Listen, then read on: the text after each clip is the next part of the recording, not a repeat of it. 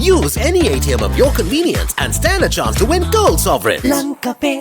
The two reports in question were commissioned by the previous government. One was led by retired Supreme Court Justice S.I. Imam, who was tasked with examining the allegations made in the Channel 4 documentary, which accused certain Sri Lankan intelligence agencies of being involved in the Easter Sunday attacks. The second report, chaired by retired Judge A.N.J. Alvis, focused on specific aspects of intelligence operations related to the attacks. Former MP Gammanpila stated on October 14 that both reports were submitted to former President Ranil Wickremesinghe a week before the presidential election, but for unknown reasons they were never made public. Responding to these allegations, Minister Vijitha Herath urged former MP Gammanpila to hand over the reports he claimed to possess within 3 days.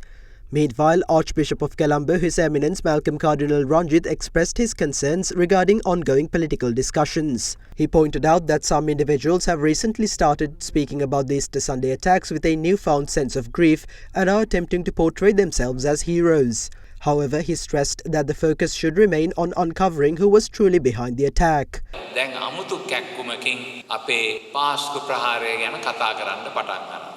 Some have begun speaking about the Easter Sunday attacks with a newfound grief. Questions have arisen about the committee reports on the attack, and some individuals are portraying themselves as heroes. This is not what we expected. We must reveal who was truly behind this attack, and that is what we want to know. 2 committees were appointed during the tenure of the previous government. One of the reports carries the same recommendations as the Presidential Commission of Inquiry into the attack. However, they did something rather mischievous. Apart from recommendations, they suggested that action be taken against 2 high-ranking officials of the current government. We are no longer willing to be deceived. The leader of this country has made us a promise. We hope that the leader will fulfill that promise.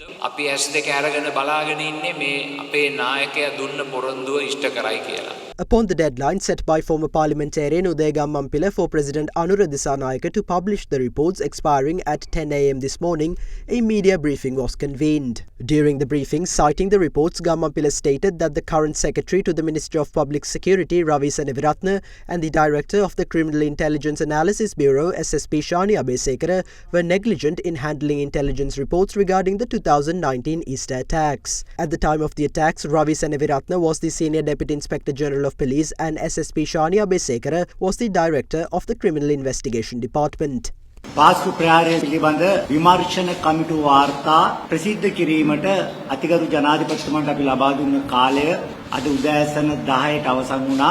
The deadline we set for the President to publish the reports expired at 10 a.m. today. According to my sources, the President has not yet made the reports public and I am ready to do my duty. The report chaired by retired Judge A.N.J. Alvis was handed over to former President Ranil Wickremesinghe on September 14th, a week before the new President was elected. So why is the incumbent President and his government attempting to conceal this report? The answer lies in the content of the report. On page 40, it states that the Director of the State Intelligence Service informed Senior Deputy Inspector General of Police in charge of the CID through a letter on April 9, 2019 about intelligence received from a foreign nation regarding the plans of Mohammad Zaharan and the Tawheed Jamaat's suicide bombings targeting Catholic churches and several other locations. The STIG at the time was Ravi Seneviratne. This letter contained all pertinent information, including the names of the terrorists, their NIC numbers, addresses, places they visited, and individuals they associated with. When the letter arrived on April 9th, STIG Ravi Seneviratne was abroad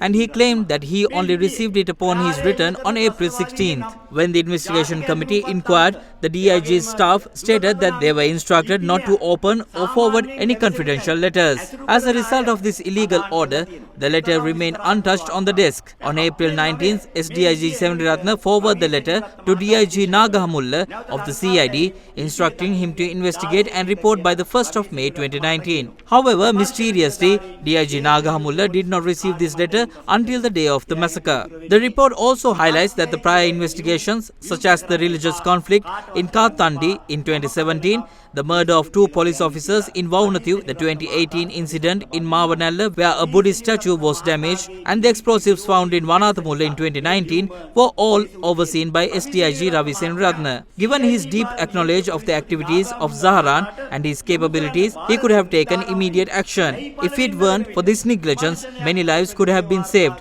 Page 41 of the report recommends that Ravi Senratne be charged for neglecting to take appropriate action to prevent the terror attack. Additionally, on page 14, it is recommended that the director of the CID, Shani Abesekara, also face charges for the same offences. In this context, the President must immediately remove Ravi Senratne from his position as Secretary to the Ministry of Public Security. We will release the next report on October 28th. දෙවන වාර්තාව අපි 28 වෙනි සවුන්දා උදෑසන 10ට මෙම ස්ථානයේ හෙළි කරන්න බලාපොරොත්තු වෙනවා. ඊයේ ජනාධිපතිවරයා අනායවි කියන කතාවේ වැඩි චෝදනාවක් කරනවා 2015 බලය ගන්න පාස්කෝ ප්‍රහාණය අල්ලගෙන ගියපු කට්ටිය දැන් මේක ඇහැරිලා යුක්තිය ඉටු කිරීම කඩාකප්පල් කරන්න මේ වෙනත් මතයක් සමාජයේ දොරනගන්න උත්සාහ කරනවා කියලා. විමර්ශන කමිටු දෙකක් සොයාගත්ත. Is it disruptive to reveal the findings of two committees chaired by former judges, or is it more disruptive to appoint a key figure involved in the case as the Secretary to the Ministry of Public Security?